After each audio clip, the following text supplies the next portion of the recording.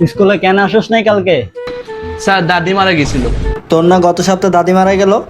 Sir এখন যদি আমার দাদা 3টা বিয়ে করে এখানে আমার কি দোষ? তাহলে তো আগামী সপ্তাহে তোর দাদি মারা যাবে। দাঁড়া, বাপের কল দিতেছি, দাঁড়া। জি স্যার বলেন, ও আমার ছেলে। এটা বলেন, ওর রেজাল্ট এত খারাপ কেন? সেটা তো আপনার জানার কথা স্যার। ও ক্লাসে ঠিক মতো পড়ালেখা মন দিতে পারে না। আপনারা কি ওরা বাড়িতে পড়ান না?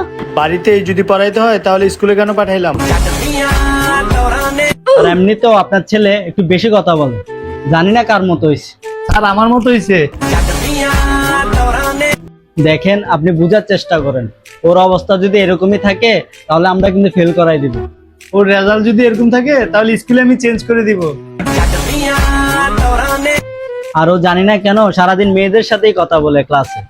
না না, মেয়ে না, ক্লাসমেট, তাই না বাবা?